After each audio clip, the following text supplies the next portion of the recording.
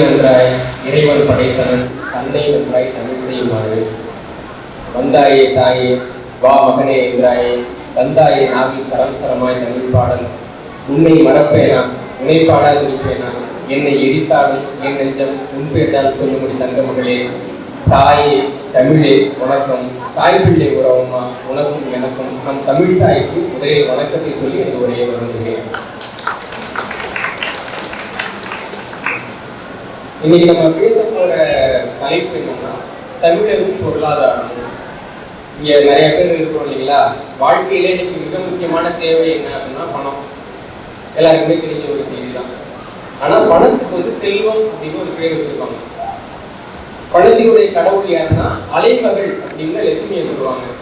அது என்ன காரணம்னா பணத்தினுடைய இயல்பு ஒரு இடத்துக்கு போச்சுன்னா அங்கேருந்து அடுத்த இடத்துக்கு எப்படி போகணும்னு யோசிக்கும். எப்படி செல்வோம் எப்படி செல்வோம் எப்படி செல்வோம்னு யோசிக்கிறதுனாலேயே அதுக்கு செல்வம்னு பேர் வருது. அலை போல பணம் மனிதனை புரட்டி போடுவதனாலேயே லட்சுமி கடவுளாக வைக்கப்பட்டாங்க அப்படின்னு ஆன்மீகம் தெரிந்தவர்கள் சொல்லுவாரு. அப்போ பணம்ங்கிறது நம்ம கட்டுப்படுத்த முடியாத நம்மை கட்டுப்படுத்தக்கூடிய ஒரு பெரிய ஆற்றல் இல்லையா? ஆனா அந்த ஆற்றலை எப்படி கட்டுப்படுத்துவது அப்படின்னு நமக்கு ஒரு கேள்வி இருக்கும். இப்ப யானை நம்மளோட பெருசா சின்னதா? நம்மளை விட பெருசு இல்லை. அதுக்கு நம்மளோட ஆற்றல் அதிகமாக இருக்கா குறைவா இருக்கா? அதிகமா இருக்குல்ல. யானை பாகனோட 7 வயசு பையன் அவ்வளவு பெரிய யானையை வந்து பிடிச்சி வச்சுல இங்க போ இங்க போ இதை எடு குடி வண்டி போடு அப்படிமா உடனே அந்த யானை வண்டி போடும். அப்ப யானைக்கு ஆற்றல் அதிகமா மனிதனுக்கு ஆற்றல் அதிகமா?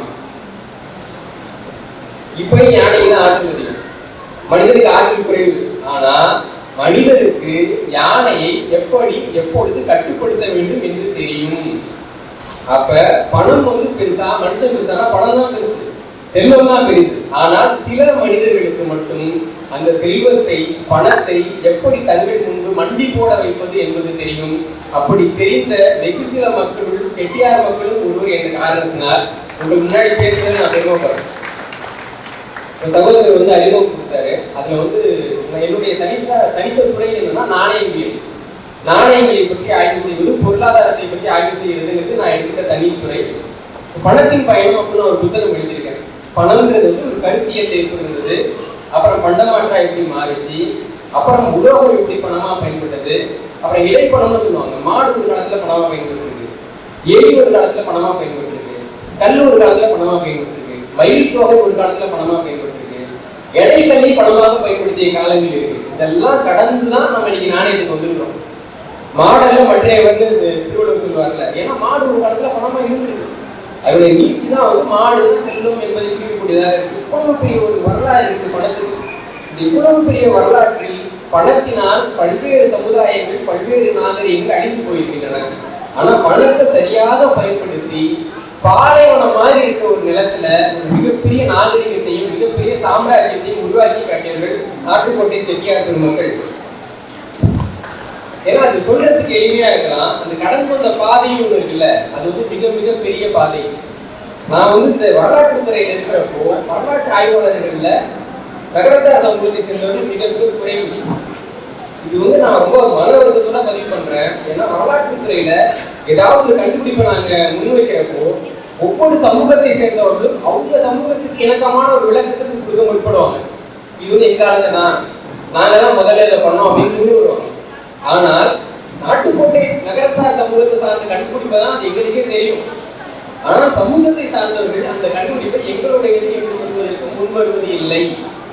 இதன் காரணமா நம்ம இழக்கக்கூடிய சொத்து எவ்வளவு அப்படின்னு பாத்தீங்கன்னா, சொத்துனா நம்ம என்ன வச்சுக்கிறோம், நில சொத்து, பண சொத்து, இதெல்லாம் நமக்கு தெரியல. இன்டெலெக்சுவல் ப்ராப்பர்ட்டி அப்படின்னு சொல்லுவாங்க. அறிவுசார் சொத்துரிமை அப்படின்னு ஒரு வார்த்தையை பயன்படுத்துறாங்க. அறிவுசார் சொத்துரிமைன்னா என்னன்னா, இப்போ பணம் இருக்குன்னா ஒவ்வொரு சமூகத்து மக்களும் அதை ஒவ்வொரு மாதிரி பார்ப்பாங்க. இப்போ நரிபுரவர் அப்படின்னு ஒரு சமூகம் இருக்கிறாங்க. அந்த மக்களுக்கு நீங்க சாப்பிட்டு ஏந்திரிச்சு போய் கை கழுவுங்க சொல்லி கொடுத்து 4 வருஷம் ஆகும். ஏஞ்சி போக மாட்டாங்க, சாப்பிட்டு உடனே சட்டையில வச்சிருவாங்க. 10ஆம் வகுப்புக்கு மேல அவங்க படிக்கிறது ரொம்ப கடினம். ஏன்னா அவங்க வந்து ஒரு நாடோடி மக்கள். அவங்க எப்படி புரிஞ்சுக்கிறாங்கன்னா, ஒரு மரம் இருக்கு, அதுல ஒரு பழம் இருக்கு, நேராக பழத்தை பற்றி சாப்பிடலாம், இது அவங்க வாழ்க்கை. ஒரு தரை இருக்கு, அங்க உழுது விதை போட்டு தண்ணி ஊற்றி மரம் முளைச்சி மரத்தை பாதுகாத்து அப்புறமா பழத்தை கொடுக்கணும்னு சொன்னா நம்மளாம் அவங்க பைத்தியக்கார மாதிரி தெரியும் இல்லையா? அப்போ இந்த பொருளாதாரம் எப்படி இயங்குகிறது, நாகரிக வாழ்க்கைக்கு எப்படி மாறுறதுன்ற அந்த ஒரு விஷயம் நமக்கு தெரிஞ்சிருக்குல்ல, அது நாம் கண்டுபிடிக்கவில்லை. 3000 ஆண்டுகளுக்கு மேலாக நமது முன்னோர்கள் நமக்கு உருவாக்கி கொடுத்து அவங்க பாடுபட்டு நமக்கு பாடம் எடுத்து இது இப்படி பண்ணு, இப்படி பண்ணாதான் அது சரியா இருக்கும், இது இப்படிதான் பண்ணணும், இப்படி பண்ணாடி இது கெட்டு போயிடும், உனக்கு இதுக்கெல்லாம் பயிற்சி கொடுக்குறேன்னு அவங்களுக்கு உருவாக்கி தந்த நாகரிகத்தில் தான் அவங்களுக்கு உருவாக்கி தந்த அறிவு தான் நீங்க நம்ம இயக்கிட்டு இருக்கோம். இந்த அறிவு என்பது நாம உருவாக்கி கொண்டது கிடையாது. ஆனா நாம் என்ன செய்யறோம்னா நம்ம முன்னோர்கள் நமக்கு என்னென்னலாம் கொடுத்தாங்கிறதே பார்க்கறதுக்கு தவறுறோம். அப்ப என்ன ஆகுதுன்னா 3000 ஆண்டுகளுக்கு முன்பு இருந்து இந்தியாவுக்கு உலகத்துக்கு பொருளாதாரம் என்ற ஒரு செய்தியை, பொருளாதாரம் என்ற தத்துவத்தை கொடுத்த ஒரு சமூகம் இன்னைக்கு பொருளாதாரத்தை எழுதிக்கிட்டே வராங்க. அது எவ்வளவு பெரிய வழின்றது ஒரு உதாரணத்துல சொல்றேன். இப்போ வந்துட்டு நம்ம வடநாட்டில் இருக்கிறவங்க ஒரு விஷயம் பண்ணுவாங்க. ஒரு விஷயம் வந்து தமிழ்நாட்டிலே இருக்கு வடநாட்டிலேயும் இருக்குன்னா வடநாட்டுல பிறந்து தமிழ்நாட்டுக்கு வந்தது அப்படின்னு சொல்லுவாங்க. இப்போ தமிழ்நாட்டுல தமிழ்னு ஒரு எழுத்து இருக்கு, வடநாட்டுல பிராமின்னு ஒரு எழுத்து இருக்கு. இந்த தமிழ்னு சொல்ல மாட்டாங்க, இதுக்கு பேர் தமிழ் பிராமி அப்படின்னு சொல்லுவாங்க. அசோகர் காலத்துல அவங்க பிராமி பேசிட்டு இருந்தாங்க. அப்போ கொஞ்சம் வியாபாரிங்க தமிழ்நாட்டு பக்கம் வந்தாங்களா, அவங்க எழுத்த கொடுத்தது தமிழர்களுக்கு கொடுத்துட்டாங்க. அசோகர் காலத்துக்கு முன்னாடி வரைக்கும் தமிழர்களுக்கு எழுத்தே கிடையாதுன்னு ஒரு 10 வருஷம் முன்னாடி வரைக்கும் வடநாட்டில் இருக்கிற எல்லா ஆய்வாலும் சொல்லிட்டு இருந்தாங்க, நம்மளும் கேட்டுட்டு இருந்தோம். இப்ப கீழடியில் அகழாய்வு நடக்கிறப்போ நமக்கு கிமு 6ஆம் நூற்றாண்டை சேர்ந்த தமிழில் எழுத்து பொறிக்கப்பட்ட பானை ஒன்று கிடைச்சது. வடக்குல அசோகர் காலத்துக்கு முன்னாடி எழுத்து ஒன்றே கிடையாது. அப்ப அசோகருக்கு 3 நூற்றாண்டுகள் முன்பாகவே நமக்கு எழுத்து தமிழ் இருந்தது. அப்ப தமிழியை பார்த்து பிராமி வந்துச்சா, பிராமியை பார்த்து தமிழ் வந்துச்சா, நீங்க தான் எங்க எழுத்த பார்த்து எழுதுறீங்கன்னு சொல்றதுக்கு நாம் இவ்வளவு காலமாக காத்திருந்தோம். எவ்வளவு பெரிய அவமானம்! இதே போல ஒரு அவமானம் இந்தியாவுக்கும் தமிழர்களுக்கும் 1915ஆம் ஆண்டுக்கு முன்னாடி இருந்தது. இன்னைக்கு நிறைய பேருக்கு தெரிஞ்சிருக்க வாய்ப்பு இல்லை. ஐரோப்பிய ஆய்வாளர்கள் என்ன சொல்லிட்டாங்க அப்படின்னா, இந்தியர்களுக்கும் தமிழர்களுக்கும் பொருளாதாரம்னா என்னன்னு தெரியாது, அரசாங்கம் நடத்துறதுனா என்னன்னு தெரியாது, அரசமைப்பு சட்டம்னா என்னன்னு தெரியாது, இது எல்லாத்தையும் தமிழ்நாட்டோடு வர்த்தகம் செய்ய வந்த கிரேக்கர்களும் ரோமானியர்களும் தான் கொடுத்தாங்க அப்படின்னு 1915ஆம் ஆண்டு வரைக்கும் சொல்லிட்டு இருந்தாங்க, தொடர்ச்சியா சொல்லிட்டு இருந்தாங்க. 1915ஆம் ஆண்டுக்கு பின்னாடி என்ன நடந்தது அப்படின்னு பார்த்தோம்னா, மைசூர்ல கீழை நாட்டுவியல் நூலகம் அப்படின்னு ஒரு நூலகம் இருந்தது. அங்க 1904ஆம் ஆண்டுல ஒரு சமஸ்கிருத மொழி கிடைச்சிச்சு. அதை வந்துட்டு ஷாமா சாஸ்திரி அப்படிங்கிறவர் பாக்குறாரு. பார்த்துட்டு சமஸ்கிருத மொழியை நம்ம பதிப்பிப்போம் அப்படின்னு சொல்லிட்டு 1909 பதிப்பிக்கிறாரு. 1915ஆம் ஆண்டுல அந்த நூல் வந்து ஆங்கிலத்தில் மொழிபெயர்க்கப்படுது. அந்த நூலோட பெயர் அர்த்தசாஸ்திரம். அர்த்தசாஸ்திரம்ங்கிற இந்த நூல் எழுதப்பட்ட பிறகுதான் இந்தியாவுக்கு வந்து ஐரோப்பியர்கள் வந்து நாகரிகம் சொல்லிக் கொடுக்கல, அரசு எப்படி செய்யறது இந்தியர்களுக்கு நன்றாக தெரிந்திருந்தது, இந்தியாவை பார்த்துதான் கிரேக்கர்கள் தெரிந்து கொண்டார்கள் என்று வரலாற்றை மாற்றி எழுதினார்கள். அர்த்தசாஸ்திரம் மிக முக்கியமான நூல். அர்த்தசாஸ்திரம்ங்கிற நூலினுடைய மிக முக்கியமான ஒரு செய்தி என்னன்னா, கிபி 12ஆம் நூற்றாண்டிலே நூல் அழிஞ்சு போச்சு. 12ஆம் நூற்றாண்டுக்கு அப்புறம் அப்படி நூல் இருந்ததுங்கிற செய்தி மட்டும் தான் எல்லாருக்கும் தெரியுமே தவிர அந்த நூலை யாரும் நேரில் பார்த்ததே கிடையாது. கிபி 12ஆம் நூற்றாண்டிலே அழிஞ்சு போன அந்த நூல் திடீர்னு மைசூர்ல எப்படி கிடைச்சதுன்னு பார்க்கிறப்போ இந்த நூலை யார் நமக்கு தானமா கொடுத்தாங்கன்னு எடுத்து பார்க்கறாங்க. அது ஒரு செய்தி கிடையாது. தஞ்சாவூரை சேர்ந்த ஒரு பண்டிதர் அந்த நூலகத்திற்கு அர்த்தசாஸ்திரம் என்று 12ஆம் நூற்றாண்டில் அழிந்து போன இலவசமாக கொடுத்திருக்கிறார். இந்த செய்தி நம்ம எத்தனை பேருக்கு தெரியும்? இந்தியாவோட முதன்மை பொருளாதார மொழி இன்கம் டாக்ஸ் நீங்க பாத்தீங்கன்னா தானக்கியரை தான் அவர்கள் வந்து சின்னமா பயன்படுத்துறாங்க. தானக்கியர் சொன்ன வரிமுறையை தான் பயன்படுத்திக் கொண்டிருக்கிறார்கள். இதெல்லாம் ஒரு செய்தி. இதுல இன்னொரு சிக்கல் வருது. கிடைச்ச அர்த்தசாஸ்திர நூல் இருக்குல்ல, அது சமஸ்கிருத மொழியிலான எழுதப்பட்ட ஒரு நூலா இருக்கு. இப்போ என்ன சொல்றாங்க, சமஸ்கிருதத்தில் எழுதுனா அர்த்தசாஸ்திரம் சொல்றாங்க இல்லைங்களா? அர்த்தசாஸ்திரம் எழுதப்பட்ட காலகட்டம் வந்து கிமு 4ஆம் நூற்றாண்டுக்கு முன்னாடி. சமஸ்கிருதம்ங்கிற அந்த மொழியினுடைய முதலாவது கல்வெட்டு கிடைச்சது கிபி 2ஆம் நூற்றாண்டுக்கு. கிபி 3ஆம் நூற்றாண்டுல அசோகர் வந்துட்டு அவருக்கு தெரிந்த எல்லா மொழிகளையும் கல்வெட்டு வைக்கிறார். பிராகிருதத்துல கல்வெட்டு வைக்கிறார், கரோசியில கல்வெட்டு வைக்கிறாரு, கிரேக்க மொழியில கூட அசோகர் கல்வெட்டு வைக்கிறார். ஆனா சமஸ்கிருதத்துல அசோகர் கல்வெட்டு வைக்கல. ஏன்னா அசோகர் காலத்துல சமஸ்கிருதம் ஒரு மொழி இல்லை.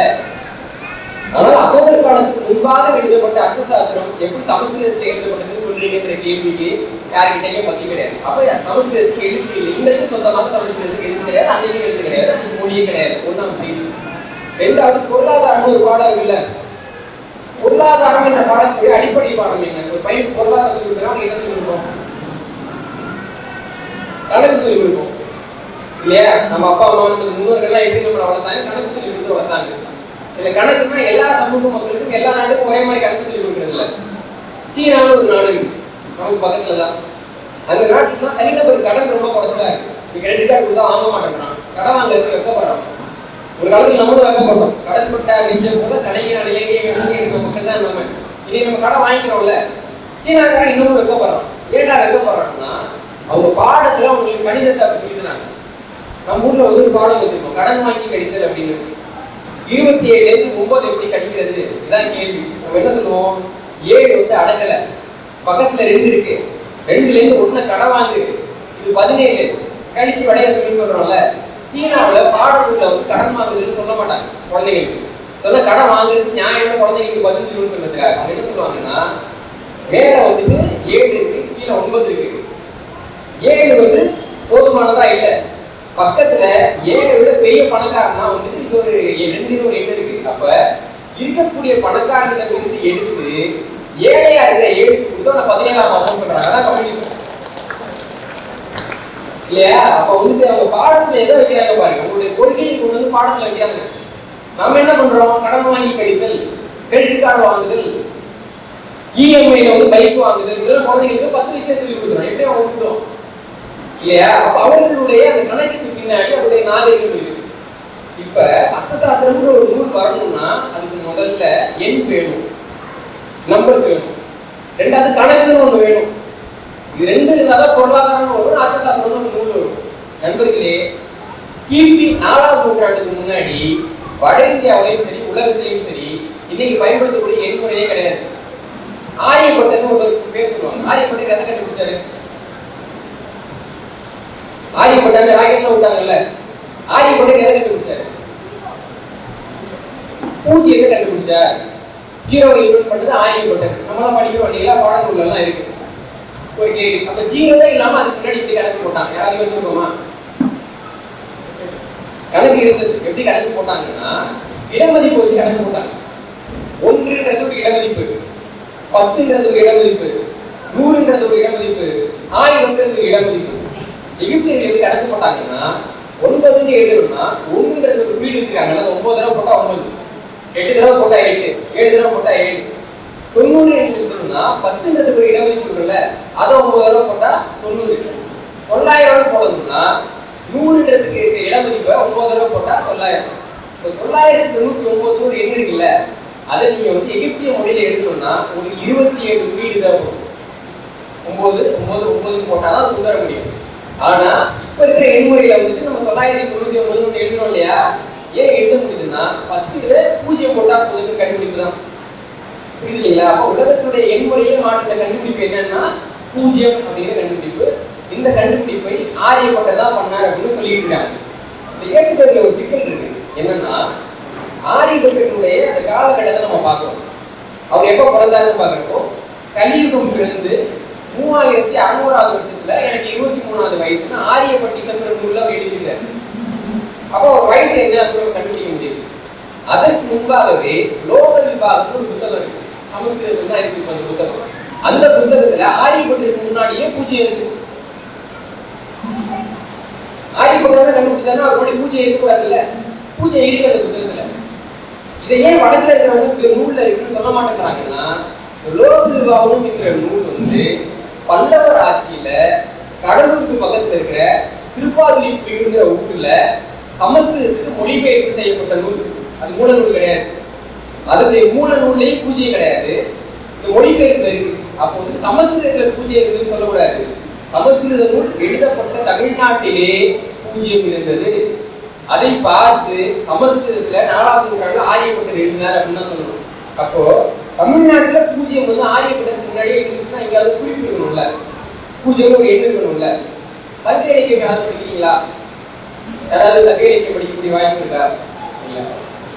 சங்க காலத்துல வந்து 8 தொகை அப்படின்னு ஒரு நூலை சொல்லுவோம். 8 தொகை 10 பாட்டு 2 சேர்ந்தா 15. அந்த 8 தொகை நூல்ல ஒரு நூல் வந்து பரிபாடு. அதுல கடுவன் இளவையனார் அப்படிங்கிற ஒரு நபர் வந்து தமிழரோட எண்மரபை எழுதியிருக்காரு. அந்த பாட்டு அப்படியே படிக்கிறேன். பாடென, காலென, பாகென, ஒன்றென, ரெண்டென, மூன்றென, நான்கென, ஐந்தென, ஆறென, ஏழென, எட்டென, தொண்டென அப்படின்னு இருக்காரு. இதுல வந்து பால் அப்படின்னா 0, கால் அப்படின்னா கால், பாகு அப்படின்னா அரை. தங்கை இலக்கிய பாட்டு, தங்கை இலக்கிய பாட்டு. ஆமா, இந்த பாடல்ல 0ங்கிற எண் இருக்கு. இதற்கு முன்பாக தொல்காப்பியத்தையும் அந்த எண் இருக்கு. அப்ப தமிழர்களாகிய நாம என்ன சொல்லணும்? இந்த எண்முறையை கண்டுபிடிப்பது தமிழர்கள். தமிழ்நாட்டில இருந்து சமஸ்கிருதத்துக்கு இந்த எண்முறையை மொழிபெயர்ப்பு செய்தார்கள் அப்படின்னு நம்ம சொல்லணும். இது சொல்றதுக்கு மிக முக்கியமான காரணம் என்னன்னா, ஒரு எண்முறையும் பொருளாதார சிந்தனையும் இந்த மண்ணில் வளர்ந்துன்னா தானா வளராது. ஒரு விஷயத்தை நம்ம கத்துக்கிறதுக்கு 3 தடவை அடிப்படும். அப்பதான் அந்த செய்தி நமக்கு புரியும். இதுதான் நமக்கு தேவை, இப்படி கத்துக்கணும் அப்படின்னு. ஏன்னா அறிவுன்னு சொல்ற பட்டறிவுன்னு ஒரு வார்த்தை இருக்கு. குழந்தைங்க கேள்விப்பட்டிருப்பீங்க. பட்டறிவுனா என்ன? ஒரு சின்ன கதை சொல்றேன் பாருங்க. ஒரு பெரிய காடு, அங்க ஒரு பெரிய சிங்கம் இருக்கு. அந்த சிங்கத்துக்கு நல்லா படிச்ச ஒரு ஓனாய் அமைச்சரா இருக்கு. படிப்பறிவே இல்லாத ஒரு நரி புதுசா வேலைக்கு வருது. சிங்கம் என்ன சொல்லுதுன்னா, நம்ம வந்து ஒரு மானை குடிச்சிட்டு வந்தோம்ல, அதை வந்து பங்கு போட்டு கொடு அப்படின்னு ஓனாய் கிட்ட சொல்லுது. ஓனாய் ரொம்ப படிச்சது இல்லை, யோசிக்குது. அரசரே, இந்த ராஜ்யத்தை பொறுத்த வரைக்கும் இந்த நரி இருக்குல்ல, அது வந்து ஒரு வால் மாதிரி தான், எதுக்குமே பயன்படாது. அதனால மானோட வாழை அந்த நரிக்கு கொடுத்துருவோம். இந்த ராஜ்யத்தை பொறுத்த வரைக்கும் நான் ஏதோ நடுவில் இருக்கிறேன், உங்களுக்கு மக்களுக்கு நடுவில் அமைச்சரா, அதனால இந்த உடம்பை நான் எடுத்துக்கிறேன். நீங்க தான் தலைவி, அதனால தலையை நீங்க வச்சுக்கீங்க அப்படின்னு கொடுக்குது. சிங்கம் ஓடி ஒரே அடி. அடுத்தது ஓனா செத்து போச்சு. அடுத்து நரியை கூப்பிடுது. ஏப்பா நீ வந்து பங்கு போட்டுக்கிட்டு அப்படின்னு நரி சொல்லுது. அரசரே, முதலாவது நபராக இருக்கக்கூடியவர் தான் வந்து கடைசி குடிமகனாக இருக்க முடியும். அதனால இந்த மானோட வாள் வந்து உங்களுக்கு தான். அரசர் தான் வந்து அரசனுடைய உடம்பை போன்றவர். அதெல்லாம் மானோட உடம்பு உங்களுக்கு தான். அரசர் தான் தலைமையானவர் அப்படின்னு சொல்றாங்க. அதனால தலைமையும் உங்களுக்கு தான். நான் கீழே உட்காந்துக்கிறேன், நீங்க சாப்பிட்டு போக ஏதாவது சிந்திச்சுன்னா நான் சாப்பிட்டுக்கிறேன் அப்படின்னு நினைச்சு. அரசருக்கு ரொம்ப ஆச்சரியம். என்னப்பா நீ படிக்காதவன்னு சொன்னா, எவ்வளவு அறிவா பேசுற, இந்த விஷயத்துல எங்கேருந்துப்பா படிச்ச அப்படின்ற நிறைய சொல்லிச்சான். ஒரு ஓனாயின் மரணம்னு ஒரு புத்தகம், அதுல இருந்து படிச்சேன் அப்படின்னுச்சான். அப்போ இந்த பட்டறிவுன்னு ஒண்ணு இருக்குல்ல, அதுதான் ஒரு சமூகத்துல வந்து பொருளாதார அறிவை வளர்க்குது. பட்டறிவு இல்லாட்டி பொருளாதாரம் புரியாது. இன்னைக்கு பாருங்க, ஈமு கோழின்னு ஒரு கோழி, யாராவது பார்த்துருக்கோமா? அதை ஈமு கோழி பிரியாணி யாராவது சாப்பிட்டுருக்காங்களா? அதை நான் பார்த்தேன், தஞ்சாவூர்ல பார்த்தேன். என்னை விட உயரமா இருக்கு. அதை வந்து கொள்ளையில வந்து வச்சிருக்காங்க. தமிழ்நாடு முழுக்க ஒரு 200 பேர் அந்த கோழி கடிச்சிருக்குங்க. கடிச்சாலும் அதனுடைய முடி அவ்வளவு விலைக்கு போகும், தோல் அவ்வளவு விலைக்கு போகும்னு நம்பி 2 மாவட்டம் முழுமையா அந்த கோழியை வாங்கி வளர்த்தாங்க. அந்த ஈம்பு கோழின்றது ஒரு மோசடின்னு கண்டுபிடிக்கிறது நமக்கு 40 வருஷம் ஆச்சு இல்லையா? அவங்க பொருளாதாரத்துல பொருளாதார அறிவுங்கிறது ஒரே தலைமுறையில வர்றதில்லை. இவ்வளவு பெரிய பொருளாதார அறிவு தமிழ்நாட்டில் பிறந்ததுனாலதான் நமக்கு அர்த்தசாஸ்திரம் நூல் கிடைக்கும். அர்த்தசாஸ்திரங்கிற நூலு சமஸ்கிருதத்தில் எழுதப்பட்ட நூலு, வட இந்தியாவில் அவங்களோட சொல்லக்கூடிய நூலு. அந்த நூலை எப்படி வந்து நம்ம தமிழ்நாட்டு நூல் அப்படின்னு சொல்றோம்னு பாத்தீங்கன்னா, ஒவ்வொரு பேருக்கு ஒவ்வொரு நபருக்கும் ஒரு பேர் இருக்கும் இல்லைங்களா? வட இந்தியாவில் ஒவ்வொரு நபரையும் ஒன்று நாள் இருக்காங்க. இதுல பிராகிருதங்கிற மொழியில வந்து சிறப்பு நகரம் கிடையாது, லா கிடையாது. அப்ப அவங்க தமிழ்ல சொல்ல மாட்டாங்க, கிரிமினல் அப்படின்னு சொல்லுவாங்க. பக்கத்துல வந்து அத்திகுப்பா கல்வின்னு ஒரு கல்வெட்டு இருக்கு. அது மூவேந்தர்களை எடுத்து காரவேலைங்கிற அரசு சண்டை போடுறத, மூவேந்தர்கள் ஒன்னாண்டு சண்டை போடுறத அவங்க என்ன சொல்றாங்கன்னா கிரிமில தேச சங்காரம் அப்படின்னு குறிப்பிடுறாங்க. கிரிமிலர்னா தமிழர் அப்படின்னு அர்த்தம், எல்லாருக்கும் தெரிஞ்சது. அதே மாதிரி பாண்டிய அரசனுடைய செப்பேட்டுல அந்த அரசன் வந்து தமிழாபரணன் அப்படின்னு குறிப்பிடுறாங்க. சமஸ்கிருதம் திமிழாபரணன் அப்படின்னு குறிப்பிடுறாங்க. அப்ப கிரிமிலர்னா யாரு? தமிழர். நகரல் அடி திமிழர்னு வரும். சாணக்கியனுடைய பேர் என்னன்னு பார்க்க போனா, சாணக்கியரை திமிழர் என்று வடக்கிலே இருக்கக்கூடிய வரலாற்று ஆய்வாளர்களே எழுதுகிறார். சாணக்கியர் யாருன்றோ ஒரு திமிழர் அப்படின்னு எழுதுறாங்க. அவர் எங்க பிறந்திருப்பாரு அப்படின்னு பார்க்க போனா, குமரன் வழிபாடும் குமரி வழிபாடும் மிக முக்கியமான அர்த்தசாஸ்திரத்தில் இருக்கு. அதை வச்சு சாணக்கியர் இருக்கிற இந்த இடம் வந்து கொல்லாபுரம் அப்படின்னு குறிக்கப்பட்டாலும், கொடுங்கலூர் இன்னைக்கு குறிக்கிறோம் இல்லைங்களா, அந்த இடத்துக்கிட்ட கேரளாவில் பண்டைய சேர நாட்டுல சாணக்கியர் இருந்தார். அதனால்தான் அவர் அர்த்தசாஸ்திரம் என்ற நூலை எழுத முடிந்தது. சாணக்கியர் என்பவர் அர்த்தசாஸ்திரம் என்ற நூலை பதிவு செய்திருந்தாலும் அது அவருடைய தனிப்பட்ட அறிவு, சமஸ்கிருதத்தினுடைய அறிவு கிடையாது. அது தமிழ்நாட்டினுடைய அறிவு, தமிழர்களுடைய அறிவு என்று வட இந்திய வரலாற்று ஆய்வாளர்கள் கூறுகிறார்கள். ஆனா இந்த செய்தி நமக்கு தெரியுமா? நமக்கு தெரியுதா அந்த செய்தி? தெரியல. இதுதான் நம்ம போட்ட வேண்டும். என்னன்னா, வரலாற்றை பொறுத்தவரை தமிழர்களுடைய பொருளாதார பங்களிப்பு என்பது மிக அதிகமாக இருந்தாலும் கூட, இதெல்லாம் என்னோடது, நான் கண்டுபிடிச்சேன், என் முன்னோர்கள் உழைச்சாங்க, அவங்க கண்டுபிடிச்சாங்கன்னு கேட்டு உரிமை கோரி வாங்கிக் கொள்ளக்கூடிய அந்த மனப்பான்மை என்பது நம்மிடம் இல்லை. அதனால நம்ம என்னத்தை இழக்கிறோம் அப்படின்னு பாத்தீங்கன்னா, இன்னைக்கு இந்தியாவுடைய பொருளாதாரம் இருக்குல்ல, நிறைய புத்தகங்கள் எழுதுறாங்க. பொருளாதாரம் உலகத்துல பல்வேறு நாடுகளிலும் புத்தகம் எழுதுறாங்க. எழுதுறப்போ அவங்க யாரை மேற்கோள் காட்டுறாங்க? பணியாக்களை மேற்கோள் காட்டுறாங்க, மார்வாதிகளை மேற்கோள் காட்டுறாங்க, பாரசீகளை மேற்கோள் காட்டுறாங்க. வெளிநாட்டு ஆய்வாளர்களுக்கு தெற்கியாக ஒரு சமூகம் இருக்குதுன்னு தெரியல. ஆனா 2000 ஆண்டுக்கு முன்னாடி பாத்தீங்கன்னா வணிகத்துல மார்வாதிகள் கிடையாது, பணியாக்கள் கிடையாது, பார்சிகள் கிடையாது. டாட்டாவோட அப்பாவே வந்து கோயில பூசாரியா இருந்தவர் தான். டாட்டா வந்து வணிகரோட பையன் கிடையாது, அவர் வேணா வணிகரா இருக்கான், அவங்க அப்பா வணிகர் கிடையாது. ஆனால் 2000 ஆண்டுகளுக்கு முன்பாக தமிழர்கள் வணிகர்களாக இருந்தார். 2000 ஆண்டுகளுக்கு முன்பாக ஆதியோட சமயத்தை பின்பற்றிய செட்டியார்கள் குஜராத்துக்கு போயிட்டு அங்க இருக்கிறவங்களுக்கு வந்து நுழைச்சு கொடுத்து சொல்லி கொடுத்த தொழில் தான் நீங்க குஜராத்தில் பண்ணிருக்காங்க. ஆனா சொல்லி கொடுத்த நம்ம இன்னைக்கு என்ன சொல்ல இருக்கும் புரியுது இல்லைங்களா? அப்ப அது நாம வந்து நம்முடைய உரிமையை நம்முடைய மரபை கோரி பெறணும். இப்போ வந்து ஒரு ஸ்டடி பண்றாங்க, வணிகத்தில் எப்படி வெற்றிகரமாக இருக்க முடியும் அப்படின்னு ஸ்டடி பண்ணி அதுக்கு வந்து ஒரு மேற்கோளா யார் காமிக்கிறாங்கன்னா பாசிகளை காமிக்கிறாங்க. இப்போ நம்ம பேர் என்னன்னு கேட்டா என்ன சொல்றோம்? ரமேஷ், கந்தன், முருகேசு. நகரத்தா சமூகத்துல 4 ஒருத்தருக்கு முருகன் பேர் வைப்பாங்க இல்லைங்களா?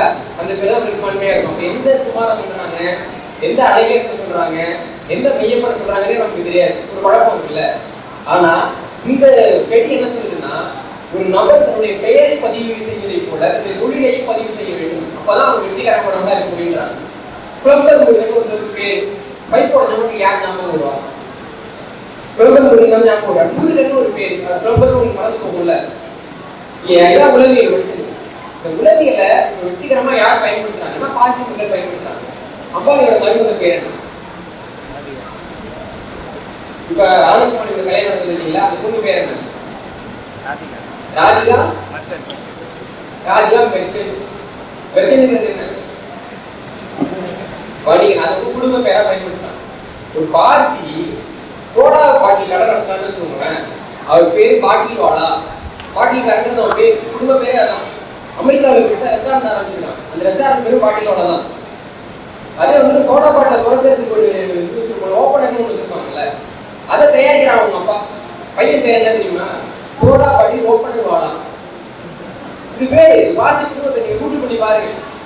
ரெக்கமெண்ட் இது பேரா வச்சுப்பாங்க. ஏன்னா நீங்க எப்ப பாட்டில் பார்த்தீங்கன்னா அவங்க தான் உங்களுக்கு ஞாபகம் வரும். உங்களுக்கு விளம்பரமே தேவை கிடையாது. இது வெற்றிகரமான வணிக முறை அப்படின்னு சொல்றாங்க. இந்த வணிக முறையை யார் ரொம்ப முன்னாடி பயன்படுத்தினாங்க தெரியுமா? மனிதர்களை ஒரு கேள்விப்பட்டிருக்கீங்களா? நூலை எழுதின ஒரு பேர்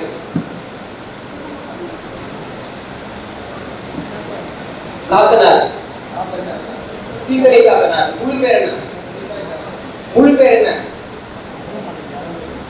முழு பேரு கூல வாணிகர் தீந்தலை சாத்தனார். கூலம்னா மளிகை ஜாமான் அர்த்தம். மணிமேகலையே எழுதியிருந்தாலும் நான் வந்துட்டு மளிகை வியாபாரம் பண்ற வியாபாரி தான்ப்பா அப்படின்னு கூல வாணிகர் தீந்தலை சாத்தனார் பெயர் போட்ட வியாபாரிகள் தமிழர்கள். நீ நம்ம அந்த பேரை போடுறோமா? ஏன் போட மாட்டேன்றோம்? அப்ப நாம் தொடங்கி வச்ச மரபு, வரலாற்றின்படி நாம் கற்றுக் கொடுத்த கல்வி, நாம் அறிமுகப்படுத்திய அறிவு, இன்னைக்கு பார்சிகள் பெரிய அளவில் பயன்படுத்தாங்க. மக்கள் தொகை ரொம்ப குறைவாக இருக்கக்கூடியவர். இன்னைக்கு டாட்டாவை பாருங்க, பஜாஜை பாருங்க, எல்லாம் பார்சிகள் அவ்வளவு அதை பயன்படுத்துறாங்க. ஆனா கற்றுக் கொடுத்த அறிமுகப்படுத்திய தமிழர்களாகிய நாம் அதை வந்து இருக்கிறோம் இல்லையா? ஒரு அரசாங்கத்தையே கட்டுப்படுத்திய ஒரு பெருமை வந்து சமூகத்துக்கு உண்டு. 50 காப்பியங்கள் அப்படின்னு பார்க்கணும் இல்லைங்களா? 50 காப்பியங்கள் 5 காப்பியத்துக்கு இருக்கக்கூடிய ஒரே ஒற்றுமை என்னன்னா 5 காப்பியங்களும் வணிகர்களை சார்ந்த காப்பியங்கள். அதே சிலப்பதிகாரம் ஒரு காப்பியம் இருக்கு, நமக்கு எல்லாருக்கும் தெரியும். ஒரு வணிகர் குடும்பத்துக்கு பெண், இன்னொரு வணிகருக்கு மருமகள், அவங்களுக்கு வந்து நீதி மறுக்கப்படுதுன்றப்போ நேர அரசனுடைய அவைக்கு போறாங்க. போயிட்டு நீ யாரு அப்படின்னு அவங்க அரசு கேட்கிறாரு, யாரையும் நீ மறக்க முடியும் அப்படின்றாரு. அறிவு பெற்ற ஒரு பெண் மாதிரி வந்துருக்கிறேன், நீ யாருன்னு கேட்ட உடனே எனக்கு ஒரே வழியில பதில் சொல்ல முடியும்.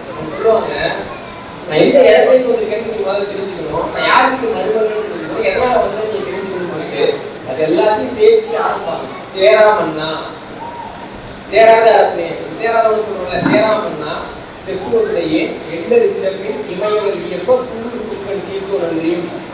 மாணவர்கள்லாம் வியந்து போற மாதிரி ஒரு பறவை வந்துட்டு அதனுடைய அடைக்கலமா வந்துட்டு சிகிச்சை வந்து தன்னுடைய சதையை அறிந்து கொடுத்தான். ஒரு புல்லுக்காக ஒரு பறவைக்காக அந்த சதையை அறிந்து கொடுத்தான். அந்த சிகிச்சை ஆண்ட நகரம் இருக்கு. ஆவிர் கடைப்பிடி இப்படி வந்து கூட நான் அருள் பெறல் குற்றவனே ஆடிட்டு முடித்தோம். மாட்டோட கண்ணுல கண்ணீர் இருந்ததுனால தான் பெத்த பையனை கேட்கால கூட்டு போனா ஒருத்தவன் அனுநீதி சொல்லணும். அவன் ஆண்ட ஒரு ஊர் புகார். அந்த ஊர்ல பிறந்து ஏசாத்திலிருந்து இசை விளக்கு பெருங்குடி மாசாத்து வாணிகள் மகளை ஆகி அப்படின்னு சொல்றாங்க. அரசன் வந்து நான் வந்து மாசாத்து வாணிகள் இருக்காருல்ல, அவர் மருமகன். ஏன்னா அரசனுக்கு அந்த வணிகரை தெரிஞ்சிருக்குது சொல்லிட்டு அதுக்கு பின்னாடியே அவங்களுக்கு கண்ணகி என்பது பெயரே அப்படின்னு சொல்லுவாங்க. அப்ப நீ யாருன்னு கேட்டா கூட நான் வந்து சோழ நாட்டுல வணிகம் செய்து கொண்டிருக்கக்கூடிய மாசாத்து வாணிகளுடைய மருமகள் விதிவசத்தால உங்களுக்கு வியாபாரம் பண்றதுக்கு என் கணவன் வந்து நீ தவறா போயிட்டு அப்படின்னு சொல்லக்கூடிய அளவுக்கு பொருளாதாரத்தின் நிலையும் எடுத்து பேசக்கூடிய நாட்டில பெண்களுக்கே கல்வி இருக்கிற சமூகம் தமிழ் சமூகம். இன்னைக்கு நம்ம கல்வி இருக்கா, பொருளாதார அறிவு இருக்கா, பொருளாதாரம் கல்வினா நமக்கு என்னன்னு தெரியுதா, அதெல்லாம் மிகப்பெரிய கேள்வி இல்லையா? இந்த பணத்தினுடைய சுழற்சியை பத்தி நான் சொன்னேன் இல்லைங்களா? அப்பாவை பார்த்தீங்கன்னா கடினமா உழைச்சிருப்பாரு, நிறைய பணம் சேர்த்து வச்சிருப்பாரு. பையன் என்ன பண்ணுவாருன்னா அப்பா தான் உங்களை சேர்த்து வச்சிருக்காரு, நம்ம எதுக்கு சேர்க்கணும், செலவு பண்ணுவாரு, கடன் வாங்க பழகிப்பாரு. பேரனை பார்த்தீங்கன்னா கடன் இருக்கும், அவருக்கு காசு இருக்காரு, அவர் கடனாளியா இருப்பாரு, திருப்பி அவர் உழைக்க ஆரம்பிப்பார். இதான் பொருளாதாரத்திலேயே ஒரு வட்டம். நீங்க எவ்வளவு பெரிய பெரிய பணக்காரர் எடுத்தீங்கன்னா இந்த வட்டம் இருக்கும். 4வது தலைமுறையில ஒருத்தவங்க பணக்காரனா இருக்காங்கன்னா உங்களுக்கு வேற ஏதோ ஒரு விஷயம் இருக்குன்னு அர்த்தம். 4 தலைமுறைக்கு யாரும் பொதுவாக பணக்காரர்களாக இருக்க முடியாது. தமிழ்நாட்டில் நகரத்தார சமூகத்தை பார்த்தீங்கன்னா 1000 ஆண்டுகளாக 2000 ஆண்டுகளாக நம்ம வந்து தலைமுறையில சொன்னோம்னா 20 தலைமுறைக்கு மேலாக பணக்காரர்களா இருக்காங்க. இது எப்படிங்கிறது மிகப்பெரிய கேள்வி. இதெல்லாம் நகரத்தார்களுடைய இந்த முறையை பின்பற்றி தான் நீங்க பாசிகளாக இருக்கட்டும், பணியாளர்களாக இருக்கட்டும், அவங்க வந்து செல்வத்தை வந்து நிலையா வச்சுக்கிறாங்க. இந்த கேள்வியுடைய பதில் எங்க இருக்குன்னா குழந்தையோட அப்படிங்கிறது இருக்கு. பணக்காரர்களுக்கு வந்து பணக்காரர்களாக வளர்க்கப்பட வேண்டும், இல்லாட்டி அவங்க பணக்காரர்களாக வாழ முடியாது. இதான் பொருளாதார தத்துவம். அது ஒரு உதாரணம் உங்களுக்கு எல்லாம் தெரியும். ஒரு உதாரணம் தான், ஒரு பெரிய நகரத்தார் இருக்காரு, அவருக்கு நிறைய சொத்து இருக்குது. 18 வருஷம் கழிச்சு ஒரு குழந்தை பிறகுது. அந்த குழந்தைக்கு 8 வயசு ஆகுதுன்னு வச்சுக்கோங்க. இப்போ அம்பானி திருமணம் பண்ணாரு நம்ம பார்த்தோம்ல, அந்த மாதிரி அந்த 8 வயசு பையனுக்கு எல்லாத்தையும் எழுதி வச்சுருவாரா? என்ன பண்ணுவாரு? இன்னொரு நகரத்தார் அந்த ஊர்ல சின்னதாக குட்டிகளை வச்சிருப்பாரு. அதனால அந்த 8 வயசு பையனை பொருளாக படிக்க அனுப்புவாரு. அவங்க வந்து எடுத்த உடனே அந்த பையன் வந்து கடையை பெருக்க சொல்லுவாரு. பணக்கார வீட்டு பையன், அவங்க இருந்து பெற்ற பையன் கடையை பெருக்கணும். பெருக்கி முடிச்சுட்டு ஒரு நாளுக்கு 200-300 பொட்டலம் போடணும். பொட்டலம் போட்டு 2 வருஷம் 3 வருஷம் ஆன உடனே இந்த கடைக்காரர் வந்து அந்த பொருள் எவ்வளோப்பா இருக்கிறோன்னா அவ்வளோ இருக்குங்கய்யா, இல்லை விலங்கையா, இல்லை அது கொடுத்தோங்கய்யா, நீங்கள் வரும்னு சொன்னா இந்த கடைக்காரர் வந்து பக்கையான பக்கத்தில் சேர்த்துப்பாரு. இந்த கடைக்காரர் அந்தாண்ட போயிருக்கப்போ அந்த கல்லாவோட அந்த பையன் உட்கார்ந்த கடை இந்த பையனுக்கு 18 வயசு ஆகும் இல்லையா? பெத்த பையனுக்கு வந்துட்டு இன்னொருத்தவங்க கல்லாவை கொடுக்குற அளவுக்கு திறமை வந்துச்சுன்னா அப்பா அந்த பையனை கூப்பிடுவாரு. கூப்பிட்டு இந்தாப்பா நமக்கு வந்து இத்தனை கோடி சொத்து இருக்கு, 1 லட்ச ரூபா தரேன், இது வச்சு சின்னதாக ஒரு வியாபாரம் பண்ணுவாரு அனுப்பி வைப்பாரு. அந்த பையன் போயிட்டு அந்த 1 லட்ச ரூபாய்க்கு வியாபாரம் பண்றப்போ ஒழுங்கா பண்றோம்னு பார்ப்பாரு. ஏன்னா வியாபாரத்துக்கு அதிர்ஷ்டம் ஒன்று இருக்குல்ல, வியாபாரம் வந்து நல்லா நடந்து லாபம் வந்தா லாபம்னு கணக்கு எழுதிப்பான். பையனால 1 லட்ச ரூபாய்க்கு ஒரு லாபம் வரும், 1 லட்ச ரூபாய் நஷ்டம் ஆயிடுது. உங்க அப்பா எப்படி கணக்கு எழுதுவாரு? எப்படி சீன நாகரிகத்துல கடன் என்ற சொல்லி இல்லையோ அதே மாதிரி செட்டியார்களுடைய நாகரிகத்துக்கு நச்சம் கிடையாது. புத்தி கொள்முதல் எழுதுவாங்க. என் பையன் 1 லட்ச ரூபாய் செலவு பண்ணி புத்தியை வந்து கொள்முதல் பண்ணான், புத்தி வாங்கிக்கிட்டான் அப்படின்னா அப்பா எழுதுவார். அவனதான் அப்பா எழுதிட்டு அந்த பையன் இன்னொரு 1 லட்ச ரூபாய் கொடுப்பாரு, அதை வியாபாரம் பண்ணுவாரு. அதுல சரியா விட்டான்னா மொத்த சொத்தையும் பையனுக்கு எழுதி கொடுத்துட்டு அப்பதான் ஒரு கோவிலுக்கு அவங்க கொடை கொடுக்குறாங்கன்னா அந்த பையன் பேரை அதை சேர்ப்பாங்க. பட்டியல் இருக்குல்ல, நீங்க பேரெல்லாம் பட்டியல் ஆரம்பிச்சீங்கல்ல, அந்த பட்டியலில் இடம்பெறக்கூடிய ஒரு நபருக்கு செட்டிநாட்டு மரபுப்படி புள்ளி அப்படின்னு பேரு. ஒரு பையனுக்கு வந்துட்டு ஒரு கடையை நடத்தக்கூடிய தகுதி வராம கல்யாணம் வராம அந்த பையன் புள்ளி ஆக மாட்டான். பெத்த பையனாவே இருக்கட்டும், ராஜாவுக்கும் பிறந்திருக்கணும், அவன் புள்ளி கிடையாது. அந்த பையன் தேட மாட்டானா அவனை தூக்கி போட்டுட்டு மொத்தத்துல இருக்கிற ஏழை பையனை தத்தெடுத்து அவனுக்கு சொத்தை எழுதி வைப்பாங்களே தவிர நம்ம பெத்த பையனுக்கு தகுதி இல்லாட்டி சொத்தை எழுதி வைக்கக்கூடிய மரபு செட்டியாட்ட போறதுக்கு 1000 ஆண்டுகளாக கிடையாது, 1000 ஆண்டா கிடையாது. பின்னாடி இந்த பையன் வந்து புள்ளின்னு வரான் இல்லைங்களா, அவன் வளர்ந்து தெரியாம வரப்பதான் ஊர்ல வந்து பெரும்புள்ளி அப்படின்னு சொல்லுவாங்க. நீங்க அரசியல்ல ஒரு பெரும்புள்ளி, திரைப்படத்துல பெரும்புள்ளின்றாங்கல்ல, அந்த பெரும்புள்ளி என்ற சொல் நாட்டுக்கோட்டை செட்டியாரை தமிழ் மொழிக்கு கொடுத்த கொடை. அவங்க என்ன சொல் கிடையாது.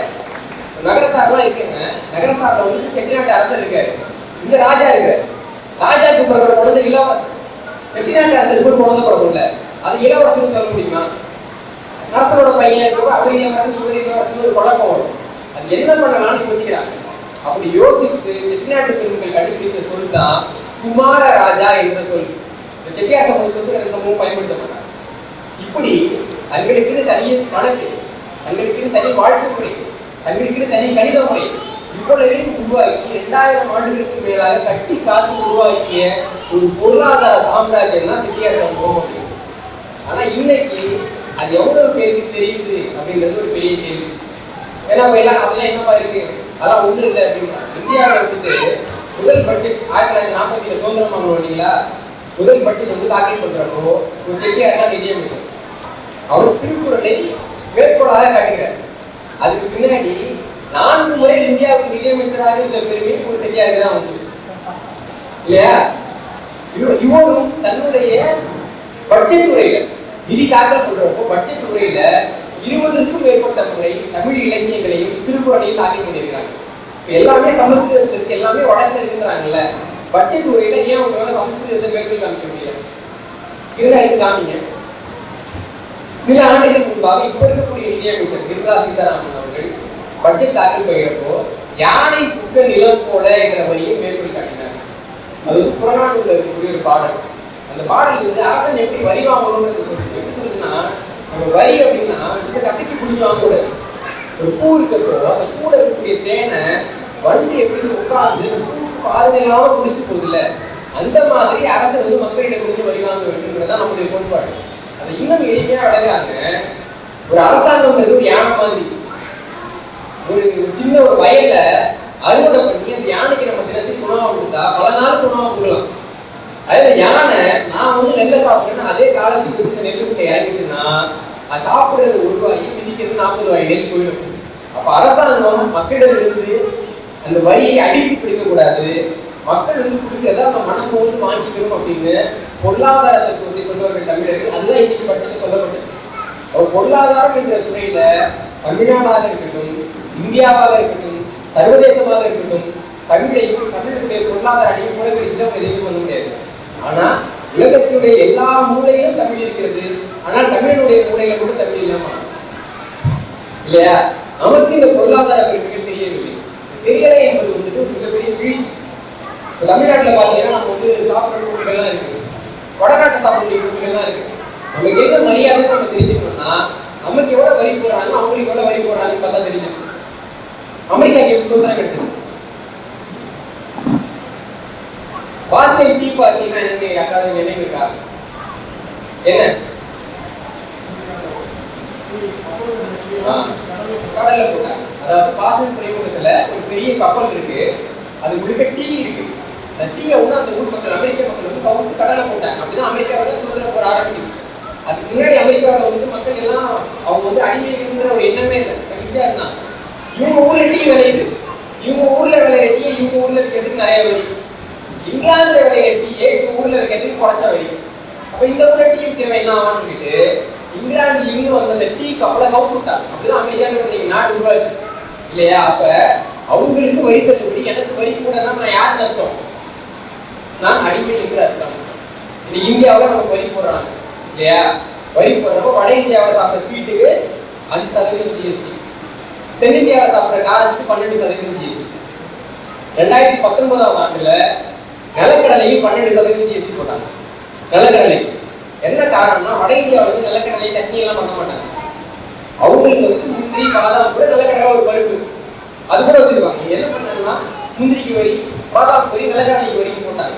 அதுக்கு பின்னாடி தமிழ்நாட்டில இருந்து போயிட்டு நாங்கள் அந்த மாதிரி புளிசாதத்துக்கு வந்து போடுவோங்க, சட்னி வைப்போம், வெஜ்ஜா தின்னோம், வறுத்து தின்னோம், இவ்வளவு நிலக்கடலை வாங்கணும்னு சொல்லி புரிய வச்சு அந்த 12% வரி அவங்க வந்து திரும்ப பெறதுக்கு 4 வருஷம் ஆயிடும். இதே வைரம்னு ஒரு பொருள் இருக்கு, உணவுப் பொருளுக்கு வந்து 5% ஜிஎஸ்டி போடுறாங்க, பல்புக்கு 5% ஜிஎஸ்டி போடுறாங்க, ஏசி வாங்கி பார்த்தா 28% இதுக்கு லக்ஸரி ஐட்டம் போடுறாங்க. வைரம் இருக்குல்ல, அது ஆடம்பரம் போட அத்தியாவசியம் போடலாம். அத்தியாவசிய பொருள் யாராவது சொல்ல முடியுமா? சொல்ல முடியாதுல்ல. வைரம் தலையிலேருந்து இருக்கிறாங்க, இந்த தலை வைரம்னு பேரு, பட்டை திட்டப்படாத வைரம், அது எவ்வளவு ஜிஎஸ்டி? 0.25% ஜிஎஸ்டி. இந்தியாவிலேயே மிக குறைவான ஜிஎஸ்டி வந்து தலைவைரத்துக்கு தான். பட்டை தீட்ட வைரத்தோட ஜிஎஸ்டி 1.5%. 1.5%. ஏன்னா குஜராத்தில் இருக்கக்கூடிய ஒரு 100 குடும்பத்தினர் வயல் வியாபாரம் பண்றாங்க இல்லைங்களா. ஒவ்வொரு ஆண்டு பட்ஜெட்ல 30,000-40,000 கோடிக்கு மேல வரி தள்ளுபடி பண்றாங்க. வியாபாரமே பண்ணாதவங்க எப்படி வரி வரும்? அப்போ 30,000 கோடி 40,000 கோடி தள்ளுபடி செய்யக்கூடிய அளவுக்கு வியாபாரம் செய்த அவர்களுக்கு வர தள்ளுபடி நடக்குது. நம்ம ஊர்ல ஒரு சின்ன செட்டியார் ஒரு கடை வச்சுட்டு பொறிக்கடலை வச்சுட்டு இருப்பாரு. அந்த நிலக்கடலைக்கு நம்ம 12% வணிகம் கொண்டு போய் விடுறோம். புரியுது இல்லைங்களா? அப்ப வணிகம் என்பது ஒரு அரசாங்கத்தையும் சார்ந்தது, வணிகம் என்பது மக்களுடைய பொருளாதார அறிவையும் சார்ந்தது. நாம் வணிகத்துல ஜெயிக்கணும் அப்படின்னா நம்முடைய தலைமுறைக்கு பொருளாதாரத்தை சொல்லிக் கொடுக்கணும். அடுத்து வரக்கூடியவர்கள் யார் என்பதை முடிவு செய்யக்கூடிய இடத்துல நாம் இருக்கணும். அப்ப மட்டும்தான் ஒரு அரசாங்கத்தை தீர்மானிக்கிற இடத்துல மக்கள் இருந்தால் மட்டும்தான் அவர்கள் பொருளாதாரத்தையே வளர முடியும். ஒரு காலத்துல எடுத்து பாத்தீங்கன்னா சோழ அரசர் ஊரகம் போயிட்டு இருக்காரு. ஒரு வீட்டுல பார்த்தா ஜன்னல் கம்பி மின்னிக்கிட்டு இருக்கு. மின்னதை பார்த்து யாருக்கு ஜன்னல் கம்பி மின்னுது என்னன்னு பார்த்தா வெள்ளியில ஜன்னல் கம்பி போட்டுருக்காங்க. ஜன்னல் கம்பி அரசு ஆள் அனுப்பி வெள்ளி கம்பி எல்லாம் நீ போடக்கூடாது நீக்கிறேன் அப்படின்றது அவங்க சரின்றாங்க. அடுத்த வாரம் சோழ அரசர் அதே பக்கம் நகரம் வைக்கிறாங்க. பார்த்தா வெள்ளி கம்பி பிடிக்கிட்டு தங்கத்துல கம்பி போட்டுருக்காங்க. பட்டினத்தாரோட வீடு, பட்டினத்தாரோட வீடு புரியுதா உங்களுக்கு? அப்ப சோழ அரசர்கள் யாரையாவது பார்த்து பொறாமப்பட்டாங்கன்னா பாண்டியனை பார்த்து சேரரை பார்த்து பொறாமப்பட்டதா வரலாறு கிடையாது. ஆனால் செட்டியார்களை பார்த்து சோழ அரசர்கள் பொறாமைப்பட்டார்கள் என்பதுதான் சோழ வரலாறு. அப்படி இருந்த ஒரு சமூகம். நீங்க வட இந்தியாவில் பார்த்தீங்கன்னா வர்ணாசிரமம்னு சொல்லுவாங்க. 4 வருணம் படிக்கிறப்போ வைசியருக்கு 3வது வருணம் வட இந்தியாவில்.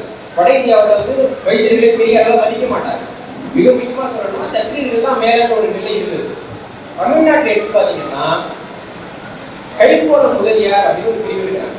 எல்லாருக்கும் தெரியும் இல்லைங்களா? தென்குந்த கைப்போல முதலியார் ஒரு பிரிவு. தென்குந்தர் அப்படின்னா குந்தம்னா ஈட்டினர். தென்குந்தம்னா உடம்புல குத்திய வரத்துல வலிக்கிட்டு இருக்கல ஒரு ஈட்டி, கம்பளிப்பட்ட ஈட்டி, அது தென்குந்தம்னு பேர். கோலர்னா வலிமைக்கு பேர், கைப்போலர்னா வலிமையான கையுடைய பேர். முதலினா படையணியோட பேர், முதலி அணி அனுப்புவாங்க. படையணியோட பேர். தென்குந்தனாலும் போர் வீரர், கைப்போலர்னாலும் போர் வீரர், முதலினாலும் போர் வீரர். இன்னைக்கு அவங்க என்ன பண்ணிட்டு இருக்காங்க? இன்னைக்கு அவங்க வியாபாரம் பண்ணிட்டு இருக்காங்க. பட்டுக்குள்ள துணிக்க வச்சிருக்காங்க. போரிடக்கூடிய 2வது வருடமாக இருந்த அவர்கள் எப்படி வியாபாரம் செய்யக்கூடிய மீனையக்கூடியவங்களாக மாறினாங்கன்னு பார்க்கணும். வரலாற்று ஆய்வாளரை நாங்கள் அதிசயிக்கிறோம். இங்கேருந்து வடநாட்டுக்கு இங்க இருக்கக்கூடிய மக்கள் தொழில் செய்ய போறாங்க. போறப்போ பாதுகாப்புக்கு ஆள் வேணும் என்று அரசுக்கு பாதுகாப்பு கொடுக்கக்கூடிய இந்த மக்களை பாதுகாப்புக்கு அவங்க கூப்பிடுறாங்க. பாதுகாப்புக்கு போற அந்த மக்கள் வட இந்தியாவிலையும் மற்ற பகுதிகளிலையும் கூட போறப்போ செட்டியாருக்கு எவ்வளவு சமூக மரியாதை இருக்கு, எவ்வளவு வருமானம் கிடைக்குது, எவ்வளவு உயரத்துல இருக்கிறாங்கன்னு பார்த்துட்டு தமிழர்களுடைய பெரும்பகுதி மக்கள் அந்த போர் தொழில கைப்பிட்டு சத்திரியர்களாக வைத்தியர்களாக மாறி வைத்தியர்களை கௌரவித்த ஒரே இடம் தமிழ்நாடு தான். இதெல்லாம் இந்திய வரலாறு வரைக்குமே நடக்காது. அப்படியாக எல்லாம் பார்த்து ஆச்சரியப்படக்கூடிய பொறாமைப்படக்கூடிய ஒரு இடத்தில் இருந்த சமூகம் தான் செட்டியார் சமூகம். ஆனா இன்னைக்கு தமிழ்நாட்டை தாண்டிதான் அவரோட வரலாறு பெரும்பாலானவங்களுக்கு தெரியாது. ஏன்னா பெரிய அளவில் இல்லை, பெரிய அளவில் ஆய்வுகள் இல்லை. இதெல்லாம் நம்ம பார்க்கணும். இது மிக முக்கியமான காரணம் என்னன்னா நீங்க தான் இருக்கா இல்லையா? நம்ம நிறைய ஆங்கிலம் படிக்கிறோம், ஆனா ஆங்கிலத்தை எழுதுறோமா? நம்ம நிறைய தொழில்கள் செய்யணும், ஆனா நம்முடைய வரலாற்று ஆய்வு தொழிலா நம்ம நினைக்கிறோமா? நம்ம குழந்தைகளுக்கு பொருளாதாரம் சொல்லிக்கிறோம், பொருளாதார வரலாறு நம்ம சேர்த்து சொல்லிக்கிறோமா? இதெல்லாம் நாம நம்மளே கேட்க வேண்டிய கேள்வி இல்லைங்களா? நான் ஏன் குழந்தைய செட்டியார் குழந்தை மாதிரி வளர்க்கணும்னு ஆசைப்படுறேன். ஆனா செட்டியார்கள் எவ்வளவு பேர் அதுக்கு தயாரா இருக்கிறாங்கிறது நீங்க ஒரு பெரிய கேள்வி. நான் பட்ட எந்த கஷ்டமும் என் பையன் படக்கூடாது அப்படின்னு யாராவது நினைக்கிறாங்கன்னா அவங்க பட்ட எல்லா கஷ்டத்தையும் அவங்க பேரை படணும்னு ஆசைப்படுறாங்கன்னு அதான் பொருளாதாரம் இல்லையா? ஆனா இன்னைக்கு என்ன பண்றோம்? நம்ம இப்போ செல்லம் கொடுத்து நம்ம செல்லம் கொடுத்து போர்வீரனை வளர்க்க முடியுமா? வளர்க்க முடியாது இல்லை. அப்போ நம்ம அதெல்லாம் முன்னோர் கற்றுக்கணும். ஏழு கையை கற்றுட்டு அவரோட அப்பா கிட்ட இல்லாத காசா அவர் பையன் தள்ளி கொடுத்துட்டாரா கஷ்டப்பட்டு தானே மேலே வந்தாரு இல்லையா? இன்னொன்று ஆவணப்படுத்துதல். இப்போ ஆவணப்படுத்துதல் பற்றி நான் உங்களுக்கு சொல்லி கொடுக்கணும்னு அவசியம் இல்லை. இன்னைக்கு லாக்பட்டி படம்னு போடுறாங்கல்ல, முன்னாடியே லாக்பட்டி படம் எப்படி எடுப்பாங்கன்னா முதல்ல அதனுடைய திரைக்கதை எல்லாம் எழுதிடுவாங்க. எழுதிட்டு சில காட்சிகள் என்னன்னு பார்ப்பாங்க. கிடைச்ச காட்சியெல்லாம் வச்சு அப்புறமா ஒரு படம் பண்ணுவாங்க. ஆனா ஏகே செட்டியாக ஒருத்தர் 1937ஆம் ஆண்டுல இந்த முறையை மாற்ற முடிவு பண்றாரு. காந்தி ஒரு ஆவணப்படுத்துகிற என்ன பண்றாருன்னா முதல்ல வெளிநாடுகளுக்கெல்லாம் போய் பிராஞ்சி தொடர்பாக கிடைக்கக்கூடிய எல்லா ஸ்டூடியும் எடுக்கிற இந்த டேப்பெல்லாம் வாங்கிட்டு வந்துட்டு பின்னாடி அதை எடிட் பண்ணி மகாத்மா காந்தின்ற பெயர்ல 1940ஆம் ஆண்டுல மாற்றி விட்டார். இந்த உலகத்தினுடைய வரலாற்றுல முதல்ல அந்த பீப்ரோலாம் வாங்கிட்டு அப்புறமா டாக்குமெண்ட் பண்ணலாம்னு கண்டுபிடிச்ச நபர் வந்து எங்க கிடையாதான். எவ்வளவு இருக்குன்னு எனக்கு தெரியல இல்லைங்களா? அப்போ ஆவணப்படுத்துறதுன்னா இப்படிதாண்டா பண்ணணும் அப்படின்னு உலகத்துக்கு பாடம் எடுத்து சமூகம் இன்னைக்கு அவங்க வரலாற்றை ஆவணப்படுத்த தயாரா இல்லை. இதுதான் இந்த இடத்துல நம்ம கவனிக்க முடியும் செய்தி. உங்களுடைய பெருமையையும் வரலாற்றையும் உங்கள் குழந்தைகளிடம் நீங்கள் கடத்தவில்லை என்றால் உங்க அப்பா கொடுத்த சொத்தை உங்க பையனுக்கு எழுதாதுன்னு சமம். அது அடுத்த ஒரு தலைமுறைக்கு செய்யக்கூடிய ஒரு துரோகம் நினைவு வச்சுக்கணும். ஏன்னா இங்க நான் ஒரு வரலாற்று ஆய்வாளராக வந்திருக்கிறப்போ நானும் வந்து கை வீசிட்டு வந்துட முடியாது இல்லைங்களா? அதனால உங்களுக்காக ஒரு 2 வரலாற்று விஷயங்கள் மட்டும் நான் கொடுக்குறேன். இது என்னன்னா, இது சங்ககால சோழர் நாணயம். முன்பக்கத்துல பாத்தீங்கன்னா புலி இருக்கு இல்லைங்களா? சங்ககால சோழர் நாணயம். இந்த நாணயத்தோட பின்னாடி வந்து என்ன இருக்குது ரொம்ப காலமான ஆய்வாளர்களுக்கு தெரியாம இருக்கு. என்னன்னா, சோழர் காலத்துல வந்து சித்திரவேலி பெரிய நாட்டாக இருந்தாங்க. ஒரு பெரிய வணிகம் கேள்விப்பட்டு போனீங்களா? சித்திரவேலினா அலங்காரம் செய்யப்பட்ட ஏற்பாடு. அந்த குழுவோட சின்னம் சித்திரவேலி. அவங்களுடைய அந்த சித்திரவேலி எப்படி இருந்ததுன்னு யாருக்குமே தெரியாம இருக்குது. இந்த நாணயம் சோழர்கள் வெளியிட்ட அந்த நாணயத்துல பின்பகுதியில சித்திரவேலி பெரிய நாட்டாளர்களுடைய சின்னமான அந்த சித்திரவேலி இந்த களத்தை இருக்கு. 2000 ஆண்டுகளுக்கு முன்பாக வணிக சமூகத்திற்காக ஆசிரியர்கள் வெளியிட்ட ஒரு நாணயம் இருந்து இந்த நாணயத்தை வந்து நான் உங்களுக்கு உண்மையான நாணயத்தை கொண்டு வந்திருக்கிறேன். வாய்ப்பு இருக்கிறவங்க பாருங்க. அது போக ஒரு அரசர்கள் இருக்காங்கன்னா இந்த பொன்னியின் செல்வன் பார்த்தீங்களா?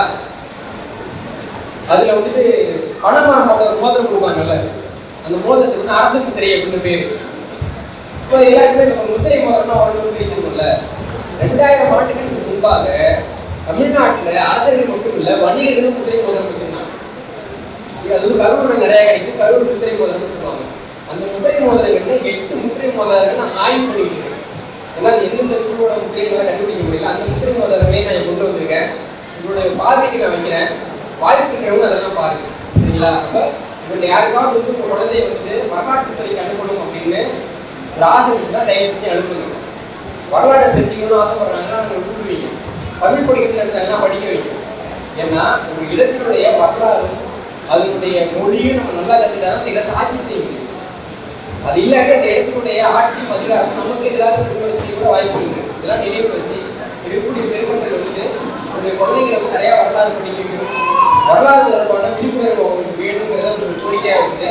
இவ்வளவு நேரம் பேசுறதுக்கு வாய்ப்பு கொடுத்து ஒரு எளியவரான பேச்சு அவர்களுக்கு கேட்ட அனைவருக்கும் நான் நன்றி பாராட்டுகிறேன். கேள்வி இருந்தால் நீங்கள் நன்றி.